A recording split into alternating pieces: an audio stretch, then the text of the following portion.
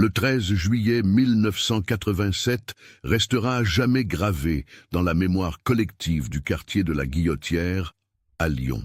Ce soir-là, lors de la traditionnelle fête d'été qui réunissait chaque année l'ensemble des habitants de la rue Sébastien Griffe, deux petites filles de 6 ans ont disparu sans laisser la moindre trace.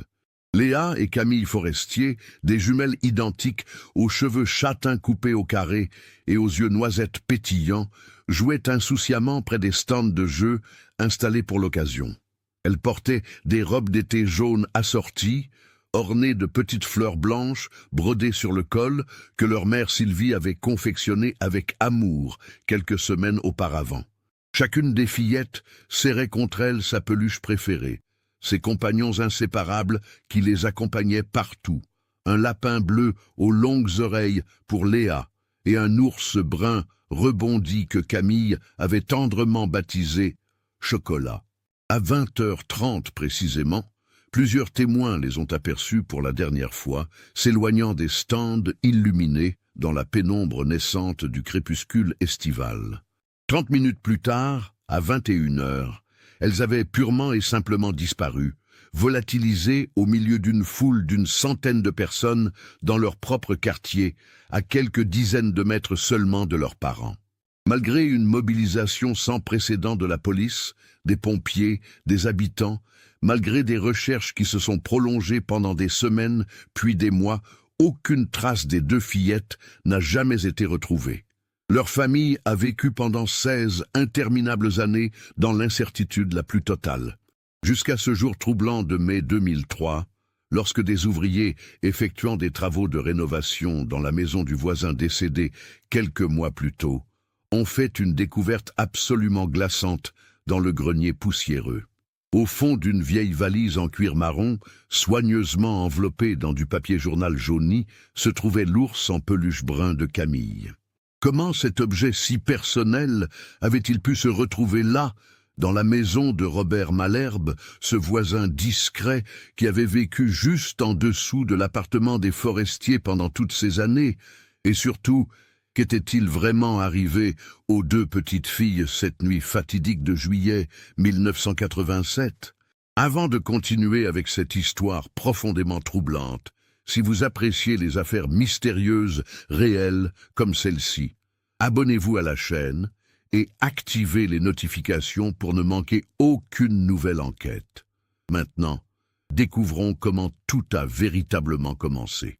Lyon, troisième plus grande ville de France avec ses 450 000 habitants à la fin des années 80, a toujours été réputée pour ses quartiers populaires où régnait un fort sentiment d'appartenance communautaire. Le quartier de la Guillotière, situé dans le 3e arrondissement sur la rive gauche du Rhône, incarnait parfaitement cet esprit de solidarité et de vie de voisinage.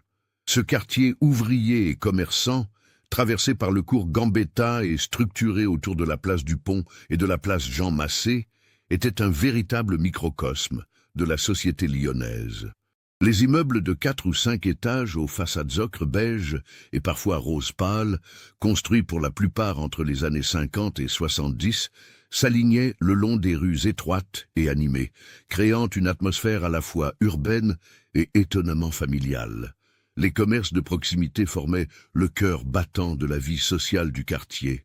Boulangerie, où l'on faisait la queue chaque matin pour le pain frais, boucherie traditionnelle où le patron connaissait les goûts de chaque client, café aux terrasses bondées où les hommes discutaient politique en sirotant leurs pastis, épicerie de quartier où l'on achetait à crédit jusqu'à la fin du mois. La famille Forestier habitait au numéro 23 de la rue Sébastien Griffe, une voie calme et résidentielle qui reliait la rue de Marseille au cours Gambetta. Ils occupaient un appartement de 3 pièces au 2e étage d'un immeuble typique de l'architecture des années 50, avec ses balcons filants en fer forgé et sa façade en crépi ocre légèrement défraîchie par le temps.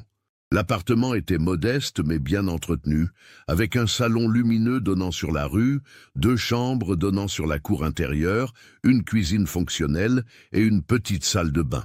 Michel Forestier, 34 ans, en 1987, travaillait depuis 15 ans comme opérateur sur machines-outils dans une grande usine métallurgique de Vénissieux, la banlieue industrielle au sud de Lyon. C'était un homme de constitution solide, mesurant 1,75 m, aux larges épaules développées par des années de travail physique, aux mains calleuses et marquées par les huiles de coupe et les éclats métalliques. Il avait le visage buriné de ceux qui travaillent en équipe de nuit, les traits fatigués, mais le regard direct et honnête. Michel prenait son travail très au sérieux, arrivant toujours avec 15 minutes d'avance, ne s'absentant jamais sans raison valable. Ses collègues le décrivaient comme un homme fiable, peu bavard, mais toujours prêt à donner un coup de main. Dans le quartier, il entretenait des relations cordiales mais distantes avec les voisins, les saluant poliment dans l'escalier, mais n'entrant jamais dans de longues conversations. Il préférait consacrer son temps libre à sa famille, bricoler dans l'appartement ou regarder les matchs de football à la télévision. Sa femme, Sylvie, née Garnier, 32 ans, était auxiliaire de soins dans une maison de retraite du quartier de la Pardieu, à 20 minutes en bus de leur domicile. C'était une femme de taille moyenne, aux cheveux châtains qu'elle portait mi-longs, aux yeux noisettes pétillants et au sourire chaleureux qui mettait immédiatement les gens à l'aise. Elle avait grandi à Lyon, dans le 8e arrondissement, et connaissait la Guillotière comme sa poche depuis qu'elle s'y était installée après son mariage en 1979. Les habitants du quartier adoraient Sylvie. Elle était cette personne sur qui on pouvait toujours compter. Elle gardait les enfants des voisins en dépannage, faisait les courses pour les personnes âgées lors des journées de grand froid, organisait des goûters d'anniversaire collectifs dans la cour de l'immeuble, participait activement aux réunions du comité de quartier. À la maison de retraite où elle travaillait, elle était particulièrement appréciée des résidents pour sa patience, sa douceur et sa capacité à écouter vraiment les gens. Elle travaillait à mi-temps pour pouvoir s'occuper de ses enfants, un choix qui pesait parfois sur le budget familial, mais qu'elle ne regrettait pas une seconde. Léa et Camille étaient nées le 18 mars 1981 à l'hôpital Édouard Herriot, le grand établissement hospitalier du 3e arrondissement de Lyon. La grossesse de Sylvie avait été une surprise. Découvrir qu'elle attendait des jumeaux lors de la première échographie avait été un choc, autant émotionnel que financier. Mais très vite, la joie avait pris le dessus. L'accouchement s'était bien déroulé. Léa était née la première, à 10h32, pesant 2,8 kg. Camille avait suivi 7 minutes plus tard, légèrement plus petite avec ses 2,6 kg. Dès leur premier jour, les deux fillettes avaient développé cette complicité mystérieuse et fusionnelle qu'on observe souvent chez les jumeaux. Elles babillaient dans un langage que seules elles semblèrent comprendre, pleuraient en écho l'une de l'autre, se calmaient instantanément quand on les mettait dans le même berceau. En grandissant, cette connexion particulière s'était maintenue. Même si elles étaient physiquement identiques, même cheveux châtain clair, coupés au carré avec une frange droite, mêmes yeux noisettes expressifs, même grain de beauté sur la joue droite, même fossette au menton quand elles souriaient, leur entourage proche avait appris à les différencier par leur personnalité distincte et leurs petites manies. Léa était la plus téméraire, la plus extravertie des deux. C'était toujours elle qui grimpait la première aux arbres du square Bir Hakeim, qui posait 1000 questions lors des visites au musée des Beaux-Arts avec l'école, qui testait les limites établies par leurs parents. Elle avait choisi le lapin bleu comme compagnon fidèle parce qu'elle trouvait ses longues oreilles tombantes absolument hilarantes et adorait les faire bouger. Elle riait fort, courait vite et rêvait de devenir exploratrice ou astronaute quand elle serait grande. Camille, en revanche, était l'observatrice silencieuse. Elle prenait le temps de regarder, de réfléchir avant d'agir. Elle préférait les jeux calmes, adorait faire des puzzles pendant des heures, dessinait des princesses et des châteaux avec une concentration remarquable pour son âge. Elle ne se séparait jamais de son ours brun qu'elle avait baptisé Chocolat parce que, disait-elle, il avait exactement la couleur de son dessert préféré. Elle rêvait de devenir maîtresse d'école ou vétérinaire. Malgré leurs différences, les deux sœurs étaient inséparables. Elles partageaient tout, leur chambre décorée de posters de dessins animés, leurs jouets, leurs secrets, leurs rêves.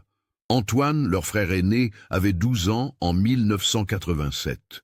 C'était un garçon sérieux, responsable pour son âge, qui prenait son rôle de grand frère très à cœur.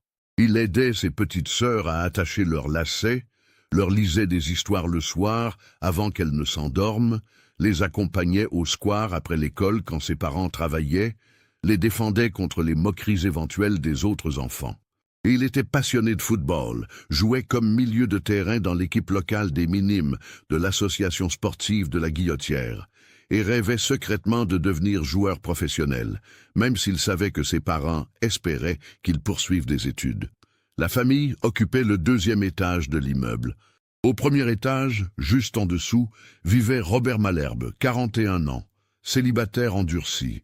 Malherbe travaillait comme agent de tri au centre de tri postal de la Pardieu depuis 20 ans. C'était un emploi stable, syndiqué, avec un salaire correct qui lui permettait de vivre confortablement, sans excès. Physiquement, c'était un homme plutôt quelconque, de taille moyenne, environ 1,70 m, de constitution mince mais pas maigre, aux cheveux châtains clairsemés qu'il peignait soigneusement de côté pour cacher un début de calvitie.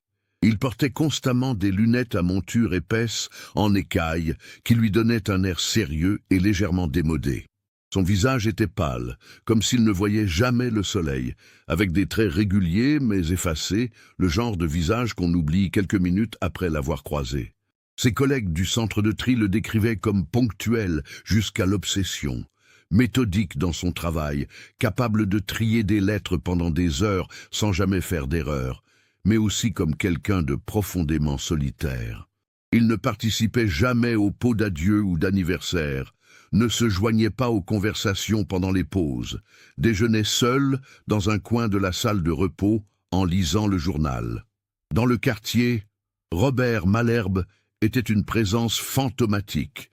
On le connaissait de vue, on le saluait par politesse dans l'escalier ou dans la rue, mais personne ne pouvait prétendre vraiment le connaître. Il ne fréquentait aucun café, n'allait jamais aux réunions du comité de quartier.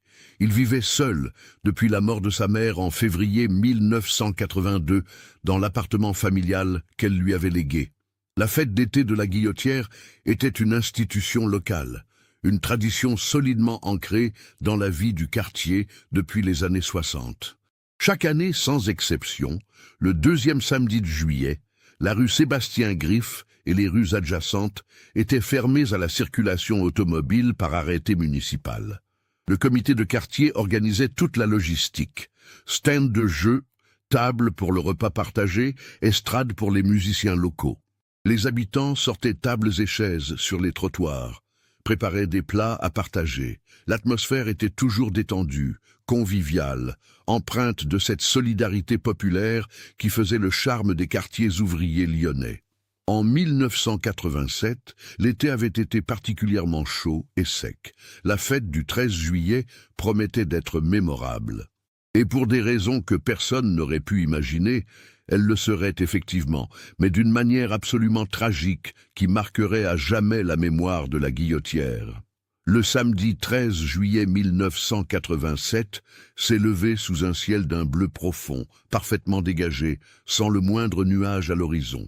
Le soleil inondait déjà les rues de Lyon dès les premières heures du matin, promettant une journée torride.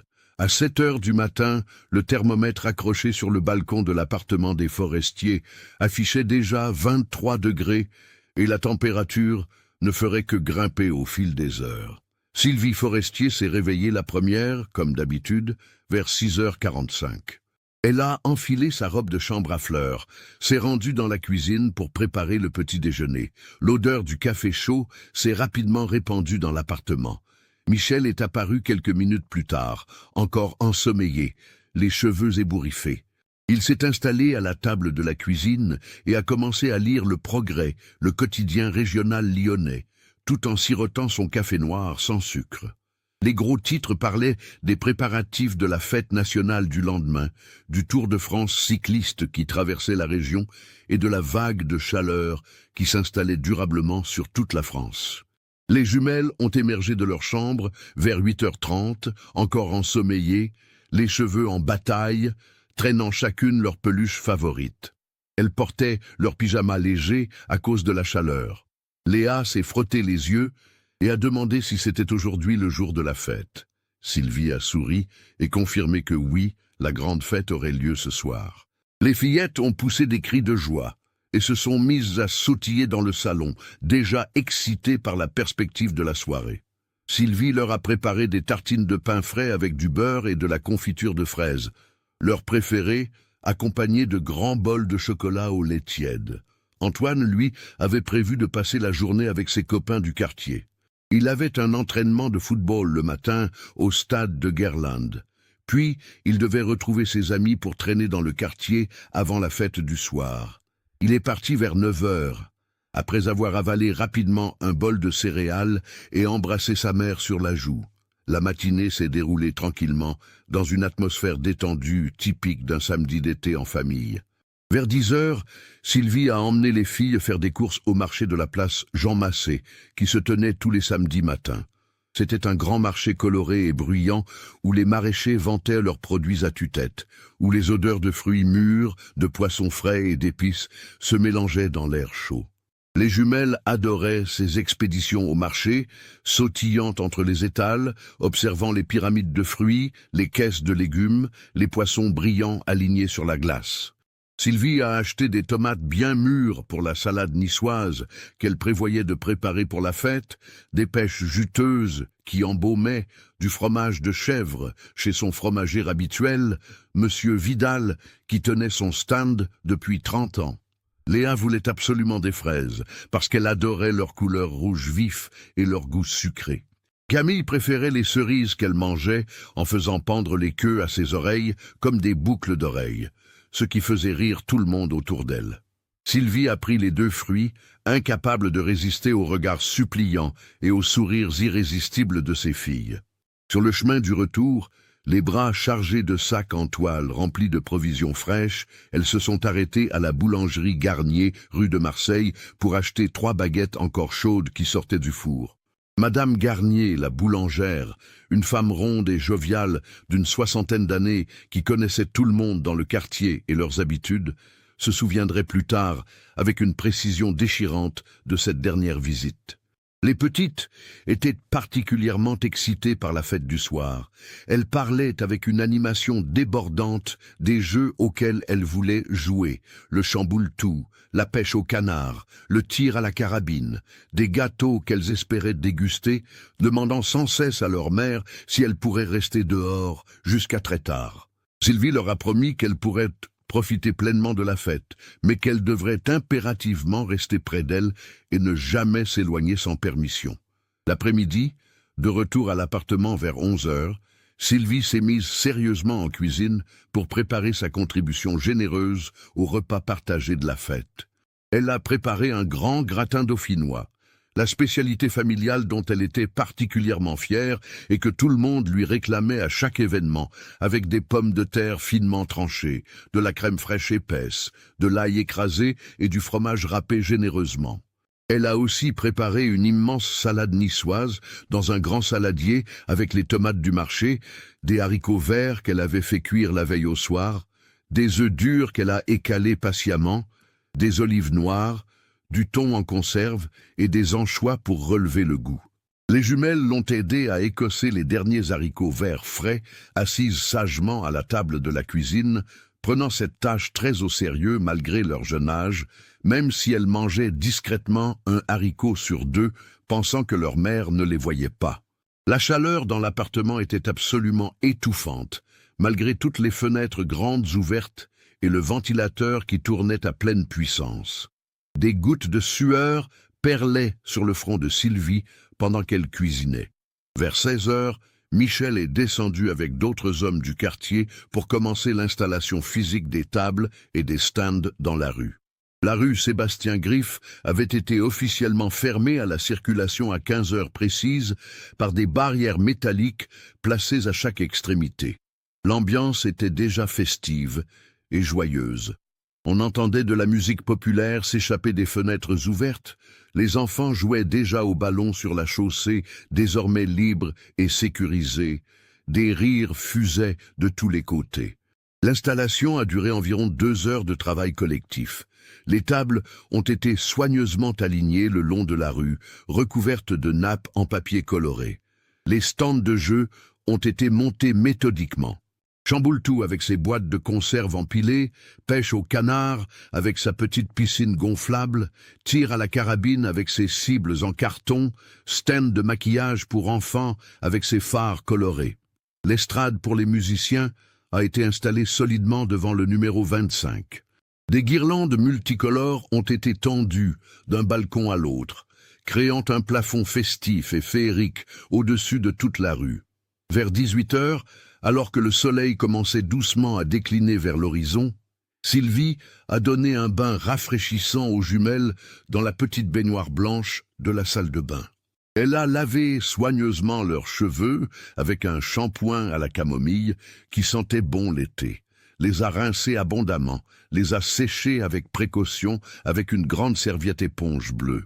Puis elle leur a mis leur robe d'été jaune, celle qu'elle avait cousue avec tant de soin spécialement pour cette occasion dans un tissu léger en coton acheté au marché Saint-Antoine quelques semaines auparavant. C'était un beau tissu jaune soleil, lumineux, avec de petites fleurs blanches délicatement brodées sur le col et des manches courtes bouffantes qui leur donnaient un air de petite princesse.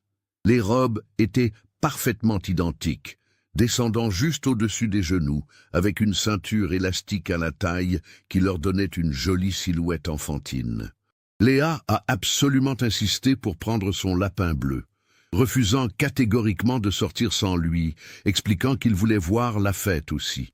Camille, bien sûr, n'allait nulle part sans son ours chocolat qu'elle considérait comme un membre de la famille. Sylvie a attaché leurs cheveux fraîchement lavés avec des barrettes blanches en forme de papillon, a mis un peu de crème solaire sur leur nez et leurs joues déjà légèrement rosées par le soleil de la journée. Elle les a regardés un long moment, debout côte à côte, dans leurs robes assorties devant le miroir de l'entrée, et a senti son cœur se gonfler d'amour maternel et de fierté. Elles étaient absolument adorables, identiques comme deux gouttes d'eau, avec leurs sourires radieux et leurs yeux brillants d'excitation anticipée. La famille Forestier au complet est descendue dans la rue vers 19 heures pile. La fête battait déjà son plein dans toute la rue transformée. Il devait y avoir facilement une centaine de personnes, peut-être même 150, si on comptait bien, entre les résidents habituels de la rue Sébastien-Griffe et des rues adjacentes, plus quelques amis venus d'autres quartiers spécialement pour l'occasion. L'ambiance était électrique, joyeuse, bruyante dans le bon sens du terme. Des guirlandes colorées et des lampions avaient été tendus d'un immeuble à l'autre, créant un plafond festif qui ondulait légèrement dans la brise tiède du soir d'été. L'estrade était installée devant le numéro 25, où un groupe local de musique traditionnelle lyonnaise accordait ses instruments en faisant quelques tests sonores. Les tables alignées méthodiquement le long de toute la rue croulaient déjà sous les plats généreusement apportés par les habitants. Terrines maison, salades variées et colorées, quiche lorraine dorée, pizza maison, poulet rôti brillant, gratins de toutes sortes. L'odeur appétissante des merguez grillées sur un grand barbecue improvisé flottait délicieusement dans l'air chaud du soir, se mêlant au parfum sucré des fleurs qui débordaient des jardinières accrochées au balcon. Même si le soleil n'était pas encore couché, les lampions multicolores avaient déjà été allumés, ajoutant une touche magique et féerique à l'ensemble. Michel et Sylvie ont installé leurs plats appétissants sur une des grandes tables communes, trouvant de la place entre un rôti de porc aux pruneaux et une tarte provençale aux légumes. Ils ont immédiatement retrouvé les Lemoine, leurs voisins sympathiques du 4e étage, Gérard et Martine, la quarantaine dynamique, avec leurs 3 enfants turbulents, et les Bonnet, qui habitaient juste en face de l'autre côté de la rue. Un couple de retraités très sympathiques et toujours souriants. Les jumelles n'ont pas attendu une seconde de plus la permission formelle de leurs parents. Elles ont immédiatement rejoint en courant un groupe joyeux d'enfants de leur âge qui jouaient bruyamment près du stand de pêche au canard. Géré patiemment par Madame Durand, une grand-mère affectueuse du quartier. On les entendait rire aux éclats et crier de joie à chaque canard attrapé. Antoine était déjà arrivé là avec ses copains du collège, un groupe dynamique de 5 ou 6 garçons de 12-13 ans qui traînaient avec désinvolture près de l'estrade essayant d'avoir l'air cool et mature pour capter l'attention admirative de quelques filles de leur âge, qu'ils avaient repérées. La soirée s'est déroulée normalement, joyeusement, sans le moindre incident pendant les 2 premières heures. Vers 19h45, plusieurs témoins se souviennent très clairement avoir vu les jumelles près du stand de Chamboule-Tout, géré consciencieusement par M. Arnaud, un retraité robuste du quartier qui avait été ouvrier métallurgiste pendant 40 longues années. Léa venait justement de réussir brillamment à faire tomber toutes les boîtes de conserve soigneusement empilées en pyramide, et avait triomphalement gagné un petit sifflet en plastique rouge vif qu'elle faisait sonner avec un enthousiasme débordant, au grand désespoir amusé des adultes autour qui grimaçaient discrètement à chaque coup de sifflet strident. Camille serrait toujours fermement son ours chocolat contre elle d'une main. De l'autre, elle tenait délicatement une barbe à papa rose et duveteuse que M. Arnaud lui avait gentiment offerte parce qu'elle n'avait pas réussi à faire tomber les boîtes lors de son essai.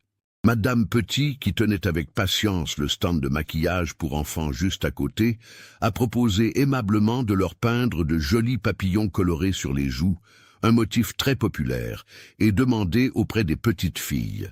Mais les jumelles ont refusé poliment mais fermement, préférant continuer énergiquement à explorer tous les différents stands disponibles, à tester systématiquement tous les jeux proposés, impatientes et excitées de ne rien manquer de cette fête extraordinaire. À 20h15 précisément, selon plusieurs témoignages convergents, Sylvie a appelé les filles d'une voix forte pour qu'elles viennent manger un peu de nourriture solide. Les fillettes sont arrivées en courant à toute vitesse, essoufflées et rieuses, les joues rouges d'excitation intense et de chaleur, leurs jolies robes jaunes légèrement froissées par leurs jeux énergiques. Elles se sont installées rapidement à la table familiale. Sylvie leur a servi généreusement du gratin dauphinois encore tiède et crémeux, de la salade niçoise fraîche, quelques tranches fines de saucisson sec. Elles ont mangé rapidement, prenant à peine quelques bouchées, beaucoup trop excitées pour rester assises longtemps et tranquillement. Elles ont bu goulûment du sirop de grenadine bien frais que Sylvie avait préparé avec soin dans une grande carafe en verre. Puis elles ont supplié leur mère, avec des yeux de chien battus, de les laisser retourner jouer immédiatement, promettant solennellement de revenir très bientôt pour manger du dessert. Sylvie a regardé attentivement l'heure à sa montre. Il était exactement 20h28. La nuit d'été commençait à tomber tout doucement sur Lyon, mais la rue était parfaitement et abondamment éclairée par les nombreux lampions colorés, les guirlandes lumineuses scintillantes et les lampadaires municipaux puissants. Il y avait tellement de monde partout, tellement d'adultes responsables présents dans chaque coin. L'ambiance était sûre, familière, totalement rassurante. Sylvie a hésité une toute petite seconde, regardant Michel assis à côté d'elle, qui a hoché la tête avec un sourire approbateur. Elle a finalement accepté. Elle leur a dit très clairement de ne surtout pas s'éloigner du tout, de rester strictement dans la zone visible des stands de jeux qu'elle pouvait voir directement d'ici, et de revenir dans exactement 20 minutes pour manger le gâteau au chocolat. Les fillettes ont promis avec de grands signes de tête enthousiastes et des sourires éclatants, ont embrassé rapidement leur mère sur chaque joue et sont reparties joyeusement en courant, leurs peluches inséparables toujours serrées affectueusement contre elles. C'était la dernière fois que Sylvie Forestier voyait ses filles vivantes. Ce moment précis et terrible, 20h29, resterait gravé au fer rouge dans sa mémoire traumatisée pour le reste de sa vie, rejoué en boucle infernale dans ses cauchemars nocturnes pendant des années, analysé sous absolument tous les angles possibles pendant des décennies. Si seulement elle avait dit non fermement, si seulement elle les avait gardés près d'elle à table, si seulement elle avait su ce qui allait se passer. À 20h30 précisément, selon le témoignage ultérieur très détaillé de M. Girard, qui gérait consciencieusement le stand de tir à la carabine et qui regardait régulièrement sa montre parce qu'il devait impérativement fermer son stand à 22h, les 2 fillettes en robe jaune sont passées devant son installation. Elles marchaient main dans la main comme elles le faisaient toujours, se dirigeant visiblement vers l'extrémité nord de la rue Sébastien Griffe, là où les stands de jeux se faisaient plus rares et espacés, et où la foule festive était nettement moins dense. Monsieur Girard n'y a absolument pas prêté attention particulière sur le moment. C'étaient des enfants du quartier, des petites filles qu'il connaissait de vue depuis leur naissance. Il y avait des adultes partout autour dans la rue. Absolument rien ne semblait anormal, inhabituel ou inquiétant dans cette scène banale.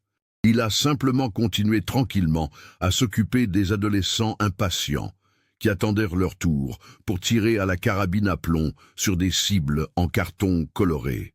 À 20h50, l'inquiétude commençant à monter, Sylvie a activement commencé à chercher les jumelles dans toute la fête.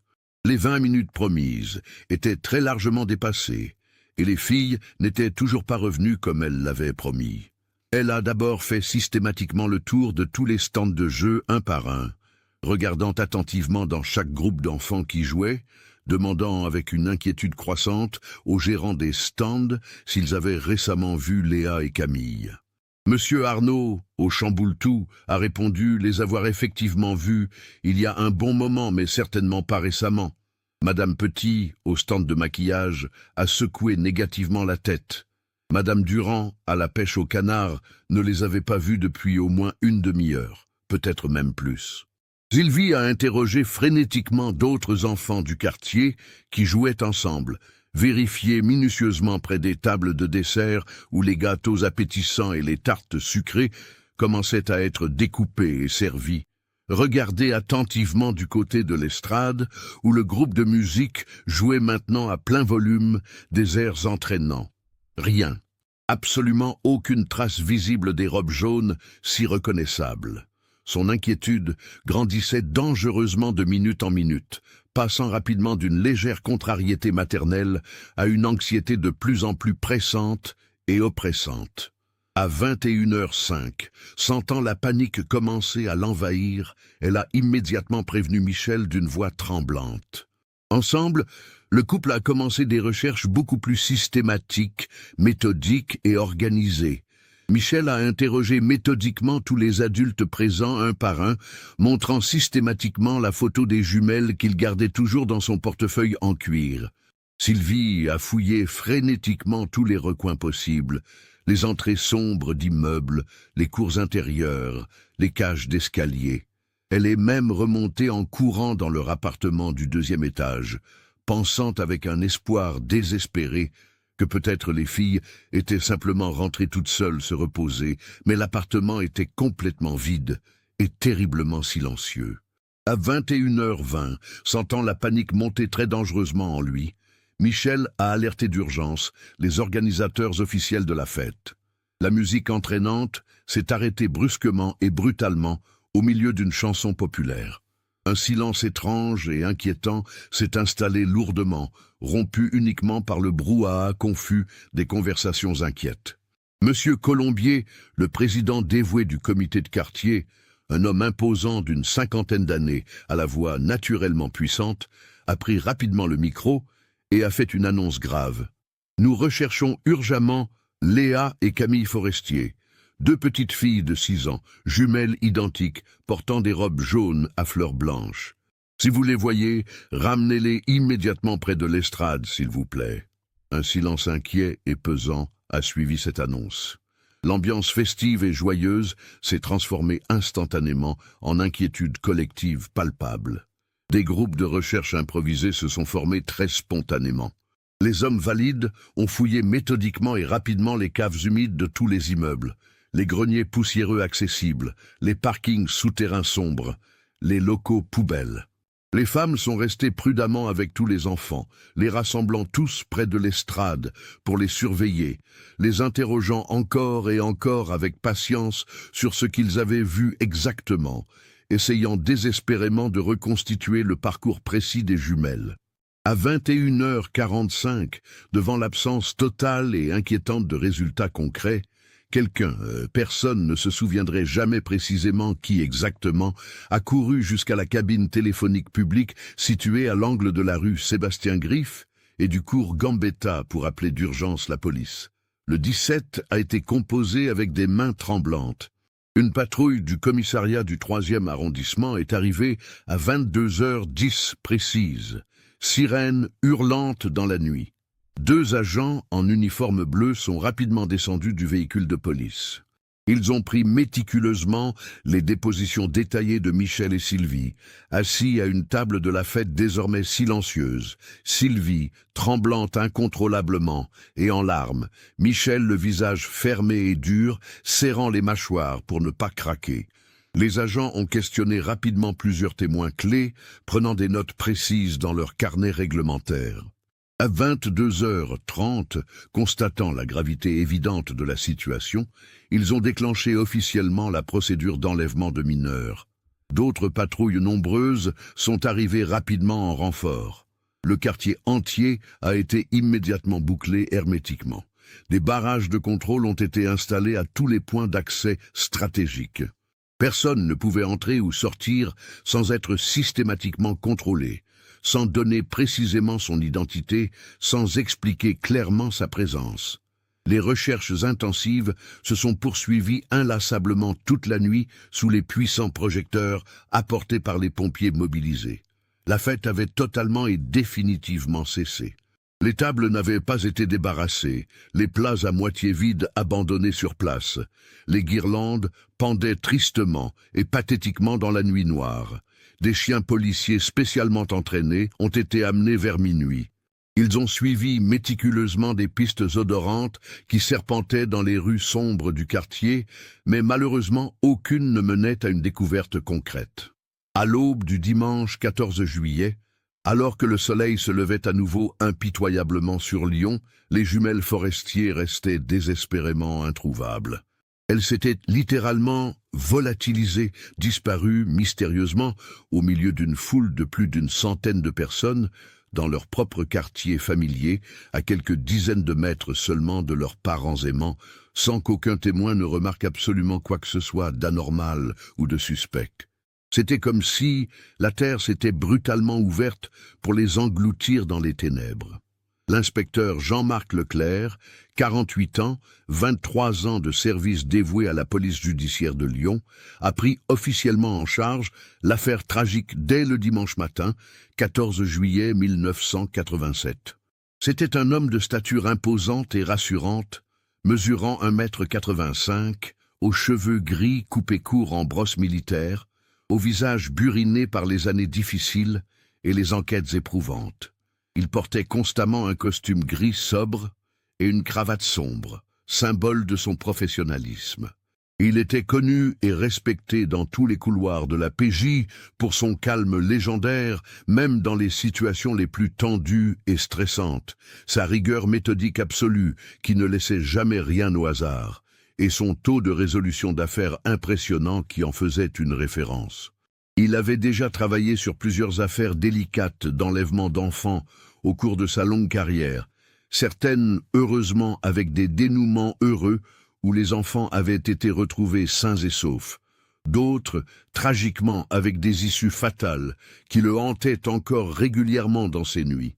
En arrivant rue Sébastien Griffe ce dimanche matin vers 9h précises, alors que le quartier offrait un spectacle absolument désolant de tables abandonnées et de détritus de fêtes éparpillées, il a immédiatement compris intuitivement, en observant attentivement la configuration complexe des lieux et en écoutant le briefing détaillé de ses collègues, que cette affaire serait particulièrement complexe, délicate et potentiellement insoluble. La première étape cruciale, celle qu'il considérait comme absolument fondamentale pour toute enquête criminelle, a été de reconstituer avec une précision extrême la chronologie complète des événements de la veille. Leclerc et son équipe expérimentée de 6 enquêteurs chevronnés ont installé une salle d'interrogatoire temporaire dans la grande salle des fêtes de l'école Normandie-Niemen, généreusement mise à disposition par la municipalité de Lyon. Ils ont interrogé méthodiquement et patiemment tous les participants à la fête, un par un, pendant 3 jours consécutifs épuisants. Plus de 120 témoignages détaillés ont été minutieusement recueillis, certains très brefs de personnes qui n'avaient malheureusement rien remarqué de particulier, d'autres beaucoup plus longs et détaillés.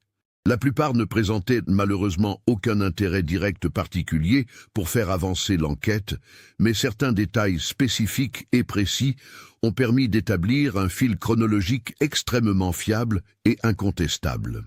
Monsieur Girard avait vu les fillettes pour la dernière fois à 20h30, très précisément.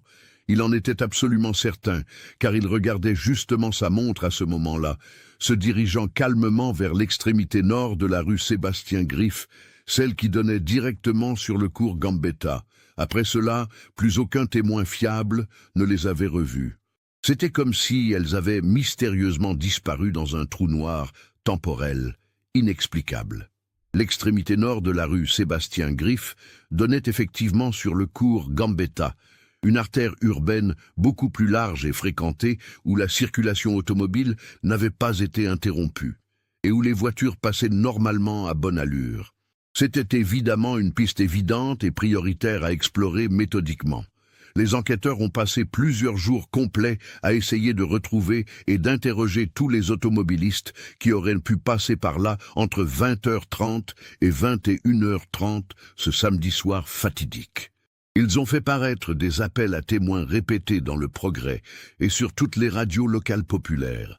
Quelques personnes se sont manifestées volontairement, mais malheureusement, aucune n'avait remarqué deux petites filles en robe jaune distinctive.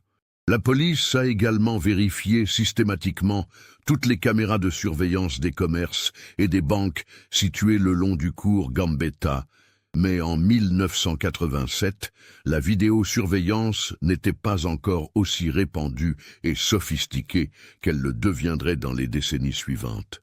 Les quelques caméras disponibles étaient de très mauvaise qualité technique, couvraient des angles limités et peu utiles, et n'avaient de toute façon rien enregistré d'utile ou d'exploitable pour faire avancer l'enquête. Les appartements de l'immeuble du 23 rue Sébastien-Griffe ont été fouillés absolument de fond en comble, avec l'accord écrit et signé de tous les résidents, qui ont tous coopéré sans la moindre réticence. Caves humides, greniers poussiéreux, locaux techniques encombrés, vides d'ordures, tout a été passé au peigne fin par des équipes méthodiques qui prenaient leur temps. Absolument rien de suspect n'a été trouvé. Les immeubles voisins, dans un rayon de 200 mètres, ont également été inspectés de la même manière minutieuse. Les enquêteurs ont interrogé individuellement tous les habitants du quartier, résidant dans un périmètre d'1 kilomètre, leur demandant systématiquement s'ils avaient remarqué un comportement suspect, un inconnu traînant dans les parages dans les jours précédant la fête, un véhicule inhabituel stationné régulièrement, n'importe quel détail qui aurait pu sortir de l'ordinaire. Les réponses étaient uniformément et désespérément négatives. Personne n'avait rien remarqué d'anormal. L'hypothèse d'une fugue volontaire a été rapidement écartée par Leclerc et toute son équipe. Léa et Camille n'avaient que 6 ans. Elles ne connaissaient que leur quartier immédiat et quelques lieux familiers comme l'école et le square. Elles n'avaient pas d'argent, pas de moyens de transport, pas de connaissance de la ville au-delà de leur environnement quotidien restreint. Et surtout, elles n'avaient absolument aucune raison logique de fuir. Leur vie familiale était stable et heureuse. Elles étaient aimées, bien traitées, épanouies. Tous les témoignages convergeaient vers le portrait d'une famille unie et aimante. L'hypothèse d'un accident était également considérée comme très peu probable par les enquêteurs. Si les fillettes étaient tombées quelque part, dans un regard d'égout ouvert, dans un local abandonné, dans une cave non sécurisée, on aurait forcément retrouvé au moins un corps, des vêtements, leurs peluches, quelque chose. De plus, le quartier avait été fouillé de manière exhaustive. L'hypothèse principale est donc rapidement devenue celle de l'enlèvement criminel prémédité. Mais par qui exactement? Comment techniquement? Et surtout, pourquoi? Enlever 2 enfants simultanément au milieu d'une foule de plus de 100 personnes sans que personne ne remarque absolument rien, relevait presque de l'impossible. Cela nécessitait soit une audace incroyable, soit une connaissance parfaite des lieux et une opportunité exceptionnelle. Leclerc a étudié minutieusement le profil criminel de tous les résidents du quartier. Il a épluché méthodiquement les fichiers de police, vérifié tous les antécédents judiciaires. Aucun résident n'avait d'antécédents pour crimes sexuels, violences sur mineurs ou délits graves en général. C'était un quartier ouvrier tranquille, avec son lot habituel de petites infractions. Quelques contraventions pour stationnement, quelques amendes pour tapage nocturne, rien de véritablement sérieux. Il a élargi les recherches aux quartiers voisins, puis à toute la ville de Lyon, puis à l'ensemble du département du Rhône, vérifiant systématiquement les fichiers des délinquants sexuels connus dans toute la région Rhône-Alpes. Plusieurs suspects potentiels ont été identifiés, convoqués, interrogés longuement, leurs alibis vérifiés et revérifiés. Tous se sont révélés solides et vérifiables. Les parents, comme c'est malheureusement la procédure standard dans ce type d'affaires, où les statistiques montrent que la famille est souvent impliquée, ont été interrogés de manière extrêmement approfondie et répétée. Michel et Sylvie Forestier ont passé des heures et des heures dans les bureaux froids de la police judiciaire, répondant inlassablement aux mêmes questions posées sous différents angles.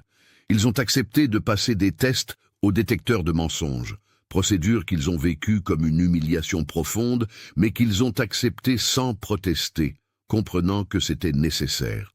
Ils ont coopéré pleinement à tous les niveaux, fournissant absolument toutes les informations demandées, acceptant toutes les fouilles de leur appartement, donnant accès à tous leurs documents personnels. Leurs comptes bancaires ont été scrutés à la recherche d'éventuelles transactions suspectes, de retraits importants, de dépenses inhabituelles. Leur entourage familial et amical a été interrogé. Rien, absolument rien n'indiquait une quelconque implication des parents. Leclerc en était intimement convaincu après seulement quelques heures d'interrogatoire. Michel et Sylvie Forestier étaient des victimes, pas des coupables. Leur douleur était authentique, leur désespoir palpable. L'enquête de voisinage a porté une attention toute particulière à chaque résident de l'immeuble, du 23, étage par étage, appartement par appartement. Robert Malherbe, le voisin solitaire du premier étage, a été interrogé comme tous les autres, sans traitement particulier. Il a déclaré d'une voix monotone avoir participé à la fête de 19h30 à 21h environ, puis être remonté chez lui parce qu'il se sentait fatigué et que le bruit commençait à lui donner mal à la tête. Il n'avait rien remarqué d'inhabituel pendant la soirée. Plusieurs témoins ont confirmé indépendamment l'avoir effectivement vu à la fête pendant cette période, adossé à un mur près du stand de pêche au canard, un verre de bière à la main qu'il buvait à petites gorgées. Son appartement a été inspecté avec son accord écrit. Les enquêteurs ont passé environ 1 heure à fouiller les pièces. Ils n'ont rien trouvé de suspect, juste l'appartement d'un homme seul et maniaque, avec tout rangé à sa place, une propreté excessive, des piles de journaux soigneusement empilées. Malherbe était un homme effacé, transparent, sans histoire, sans antécédent d'aucune sorte. Son casier judiciaire était vierge, rien dans son comportement n'éveillait le moindre soupçon. La médiatisation de l'affaire a été absolument massive et immédiate.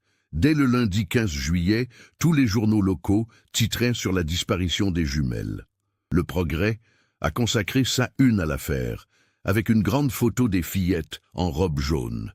Les télévisions régionales, puis rapidement les chaînes nationales, ont relayé l'information. Des photos de Léa et Camille ont été diffusées dans toute la France, placardées dans les gares, les aéroports, les postes de police. Des appels à témoins massifs ont été lancés. Le standard téléphonique de la police judiciaire a été littéralement submergé d'appels. Des battues gigantesques ont été organisées dans les forêts et les zones boisées autour de Lyon. Des centaines de bénévoles se sont mobilisés pour ratisser méthodiquement les bois. Des plongeurs ont exploré les berges du Rhône et de la Saône. Des chiens entraînés pour retrouver des cadavres ont parcouru des centaines de kilomètres carrés. Rien. Aucune trace des jumelles n'a été découverte. Au bout de 3 mois d'enquête absolument intensive, l'inspecteur Leclerc n'avait toujours aucune piste sérieuse. L'affaire est restée officiellement ouverte, mais les ressources allouées ont progressivement diminué. L'espoir de retrouver les fillettes vivantes s'amenuisait inexorablement. Après un an, la plupart des enquêteurs pensaient que Léa et Camille étaient mortes, probablement tuées le soir même de leur disparition. Mais sans corps, sans preuve, sans suspect, l'affaire restait un mystère complet. Les années qui ont suivi ce terrible 13 juillet 1987 ont été marquées par une lente mais inexorable désintégration de la famille Forestier. Sylvie n'est jamais vraiment revenue, psychologiquement parlant, de ce soir tragique. Elle a continué à travailler à la maison de retraite, se forçant chaque matin à se lever, à s'habiller, à prendre le bus, à accomplir ses tâches avec un professionnalisme mécanique. Mais ses collègues remarquaient tous qu'elle n'était plus du tout la même personne.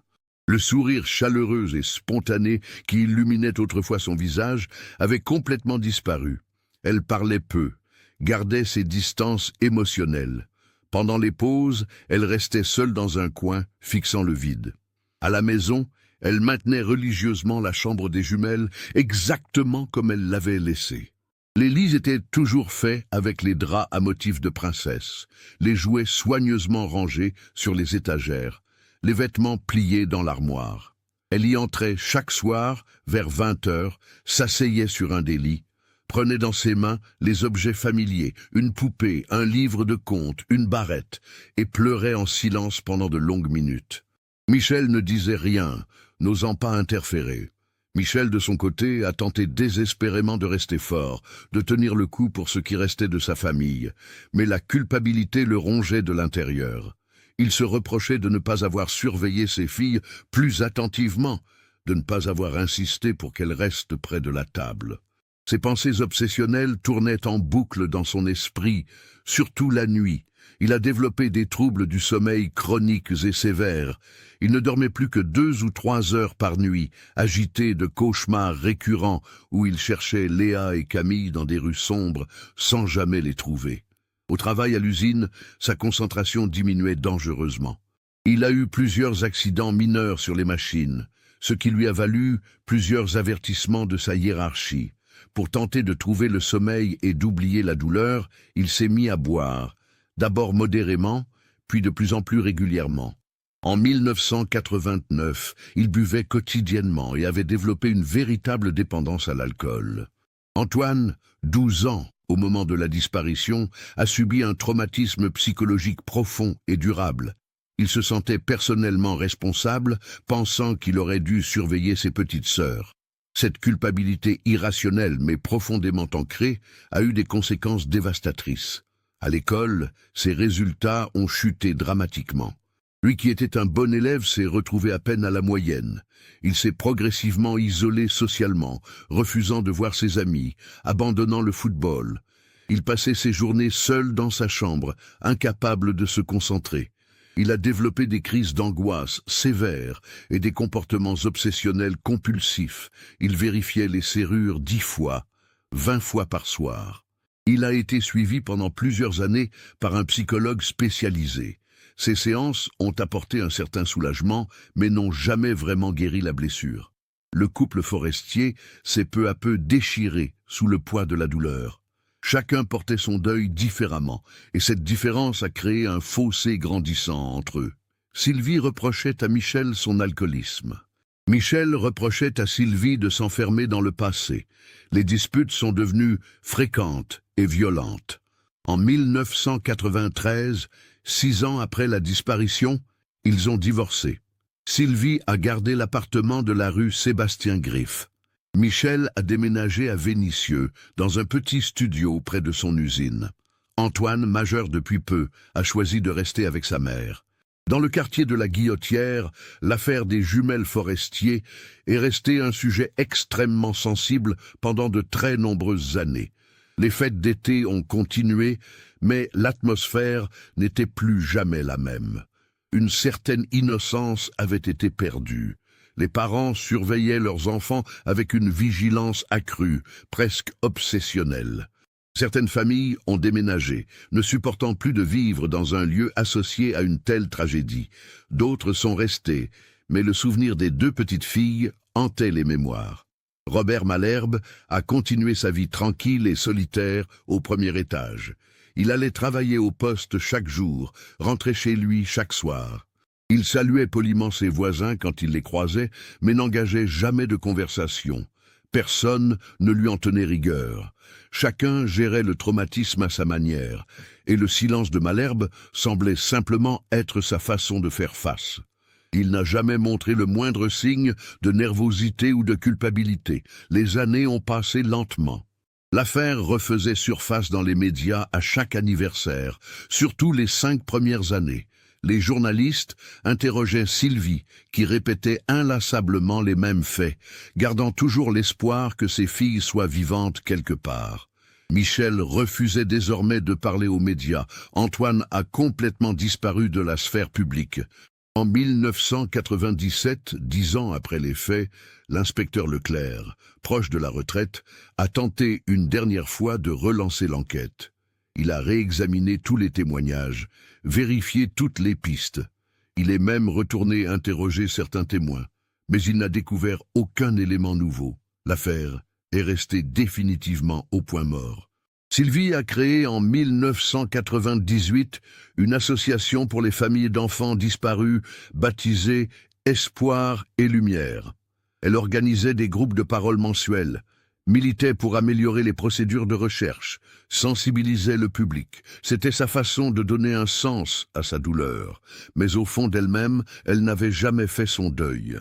Antoine a réussi à reconstruire partiellement sa vie.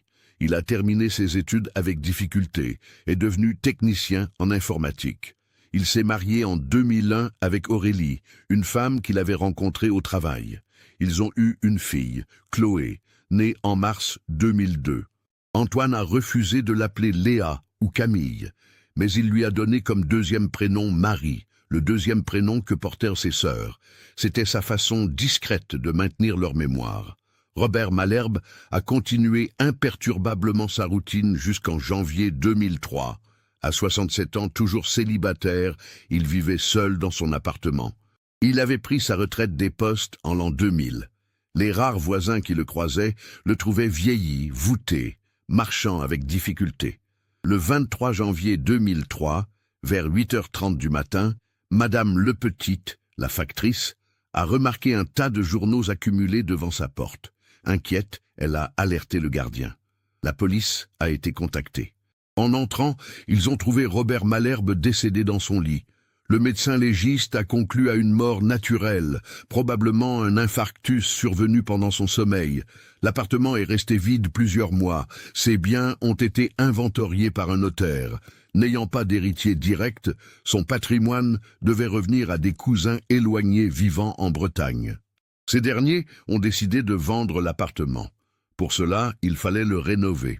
En mai 2003, 16 ans presque jour pour jour après la disparition des jumelles, une entreprise de rénovation a commencé les travaux. Personne ne pouvait imaginer ce que ces travaux allaient révéler. Marc Duval, 38 ans, était chef d'équipe chez Rénovbat, une entreprise de rénovation lyonnaise. Le lundi 5 mai 2003, son équipe de 4 personnes a débuté le chantier de l'appartement Malherbe. L'objectif était de tout refaire, sols, murs, plomberie, électricité. L'appartement était dans un état de vétusté impressionnant. Les papiers peints jaunissaient et se décollaient, la moquette était usée, l'odeur de renfermé était omniprésente. Le premier jour, l'équipe s'est concentrée sur le débarras. Il fallait vider l'appartement de tous les meubles et objets avant de commencer les démolitions. Malherbe avait vécu là pendant plus de 50 ans, des décennies d'accumulation, piles de journaux, magazines, vieux vêtements, ustensiles démodés, tout devait être trié. Le mercredi 7 mai, l'équipe s'est attaquée au grenier. L'appartement disposait d'un accès à un petit espace sous les toits. Marc et Steve sont montés par une échelle escamotable. La chaleur était étouffante. La poussière formait une couche épaisse. L'espace était encombré de cartons, de vieux meubles, de malles. Ils ont commencé à descendre les cartons. La plupart contenaient de vieux vêtements, des papiers, des photos. Vers 11h15, Steve a tiré une vieille valise en cuir marron de derrière une pile de cartons. Elle était lourde. Il l'a descendue dans l'appartement. Marc a ouvert la valise sur le sol. À l'intérieur, soigneusement emballé dans du papier journal daté de juillet 1987, se trouvaient plusieurs objets. Marc a commencé à déballer. Un vieux réveil.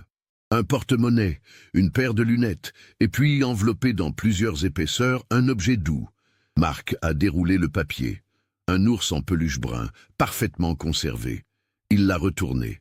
Sur l'étiquette, on lisait « Chocolat, Camille ». Marc a senti un frisson glacé. Chocolat, Camille. Ces noms déclenchaient quelque chose. Il a regardé Steve qui avait pâli. Tous deux connaissaient l'histoire des jumelles Forestier. Steve a immédiatement composé le 17. En 20 minutes, 2 agents étaient sur place. Marc leur a montré la valise, l'ours, expliqué où il l'avait trouvé. Les agents ont contacté leur hiérarchie. À 13 heures, l'appartement était une scène de crime. Le périmètre a été sécurisé. Une équipe de la police scientifique est arrivée. Tous les travaux ont été suspendus. La nouvelle s'est répandue dans l'immeuble. Sylvie Forestier, toujours au 2e étage, a été prévenue. Elle est descendue, tremblante. Quand les policiers lui ont montré l'ours, elle s'est effondrée. C'était bien Chocolat. Elle reconnaissait l'accroc sur l'oreille gauche, la tache sur le ventre. Aucun doute. L'information est arrivée à la commissaire Brigitte Arnaud, 52 ans, responsable de la brigade criminelle. Elle connaissait le dossier Forestier. Elle a compris l'importance de la découverte. Une équipe complète a été mobilisée. L'appartement devait être fouillé centimètre par centimètre. Les techniciens ont travaillé pendant 3 jours. Chaque objet a été photographié, répertorié, analysé. Le grenier a été entièrement vidé. Les planchers ont été sondés, les murs vérifiés.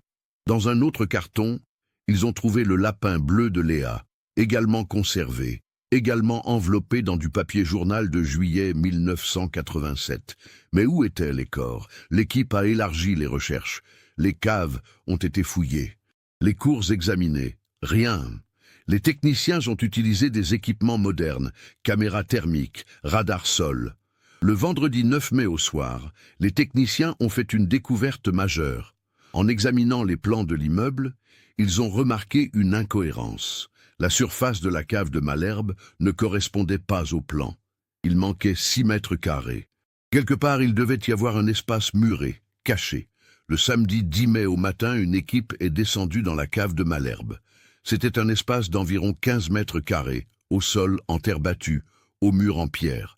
Des étagères étaient chargées de vieux pots de peinture, d'outils rouillés.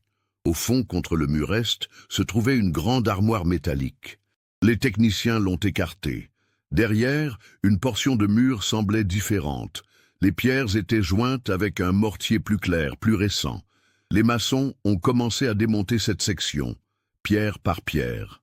Derrière, ils ont découvert une cavité d'environ 1,50 m sur 2 mètres. L'espace était sombre, humide. Un technicien a braqué sa lampe. Sur le sol en terre, enveloppé dans des bâches en plastique gris, se trouvaient 2 petits corps. L'identification par ADN l'a confirmé, mais les vêtements ne laissaient aucun doute. Les robes jaunes, avec les fleurs blanches, bien que tachées et décomposées, étaient reconnaissables. Les barrettes blanches étaient encore dans leurs cheveux. Léa et Camille Forestier avaient été retrouvées, 16 ans après leur disparition, dans la cave de l'homme qui avait vécu juste en dessous de leur appartement pendant toutes ces années. L'autopsie a été pratiquée le lundi 12 mai 2003 par le docteur Philippe Mercier, médecin légiste expérimenté. Malgré l'état de décomposition avancé, il a pu déterminer plusieurs éléments cruciaux. Les 2 fillettes étaient mortes par asphyxie. Aucune trace de violence sexuelle n'a été détectée, aucune fracture, aucune blessure, autre que celle compatible avec l'asphyxie. Le décès était survenu dans les heures suivant la disparition, probablement dans la nuit du 13 au 14 juillet 1987. La commissaire Arnaud a reconstitué les événements avec son équipe en s'appuyant sur les preuves et les analyses psychologiques.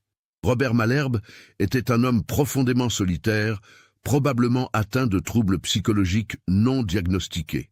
Il vivait seul, n'avait jamais eu de relations connues, maintenait des distances avec tout le monde.